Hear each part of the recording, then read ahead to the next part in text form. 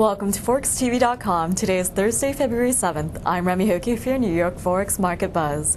In New York afternoon trade as of 1:10 p.m. Eastern Time, Euro-dollar is at the 1.4460 level. Sterling dollar is trading at 1.9407, while dollar-yen is at 107.47. Earlier today, the Bank of England reduced its benchmark interest rate by 25 basis points to 5.25%. Meanwhile, the ECB left rates steady, and the central bank has left its key interest rate at 4% since June of 2007. And taking a brief look at U.S. data, initial jobless claims declined 22,000 in the latest week. Following the 69,000 climb in the previous week, this was only a partial reversal of the surprise spike in the previous week. And the 4-week average rose to 335,000. And taking a look at the National Association of Realtors pending home sales index, which fell 1.5% in December. Joining me this afternoon is Matthew Strauss, Senior Currency Strategist at RBC Capital Markets. Good afternoon, Matthew. Good afternoon, Remy. Thanks for joining us today. Yeah. Well, first and foremost, we've been seeing both the euro and sterling pull back against the U.S. currency. So, Matthew, I want to get your take on Trichet's comments today and also about the downside risks that were highlighted. And how does this translate into your forecast for euro-dollar?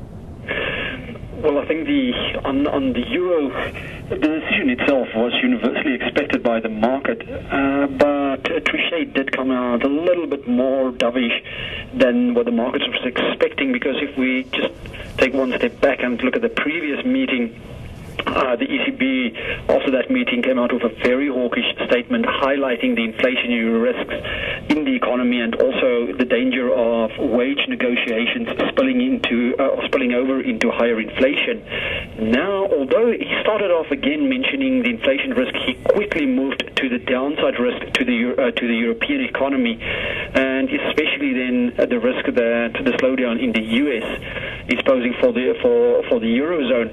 And then he elaborated quite extensively on the downside risks, and consequently the market saw this as the ECB preparing the market to move to a dovish stance from this hawkish stance. So I think after today we could probably call this neutral, but opening the door to become more dovish. And ultimately we're looking for the ECB to start cutting rates by mid-2008. From a currency perspective, apart from some euro strength in the next few weeks, if we get further negative news from the US, we do see from Q2 onwards the euro remaining under pressure and slowly but surely starting to lose against the US dollar. Well, let's move on to the sterling. The BoE move was not a surprise, but we saw sterling dollar fall below $1.94 in the session. So where's the UK currency headed against the US currency as well as the other majors of the yen as well as the euro? Well, I think with the UK, the market was much more correct in their anticipation of first the interest rate cut, but also the statement afterwards. So it's a continuation of the sterling's weakness that we've seen of late. At the moment, short term, there's probably some further weakness ahead for sterling, but we do see a bit of a rebound for sterling against the US dollar towards the end of the first quarter, but thereafter, similar to the euro, sterling would struggle on the longer term basis against the US dollar. Against the euro, given that the BoE has started their easing campaign earlier than the ECB, and that we do expect at the end of this cycle the Bank of England would have cut much more than the ECB. We also continue to see the sterling under pressure against the euro. Well, Matthew, as we continue to see volatility in the financial markets, this has been a key focus in terms of risk aversion as well as risk appetite. So both near term and looking further down the road in 2008, what's your forecast for the U.S. currency against the yen as well as the other yen crosses?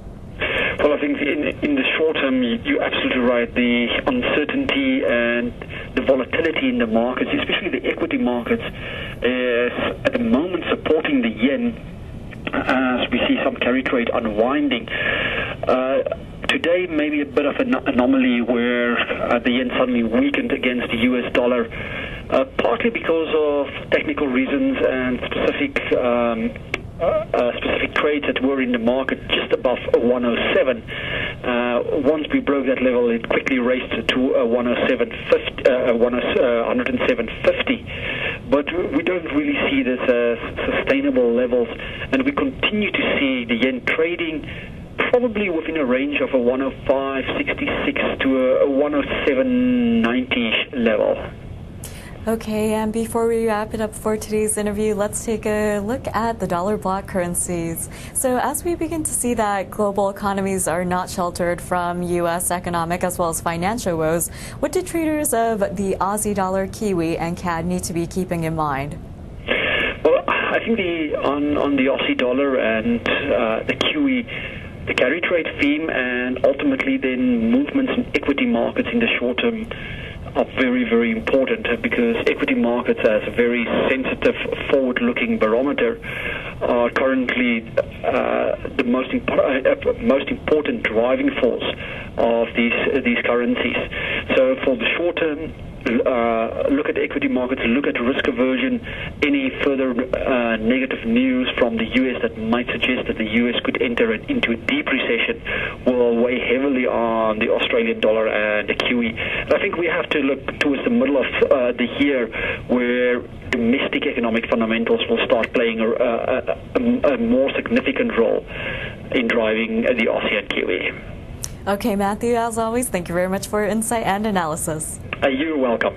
This has been your Forex Market Buzz with Matthew Strauss, Senior Currency Strategist at RBC Capital Markets. I'm Remy Hokie. Join us later this afternoon for PM Exchange right here on ForexTV.com.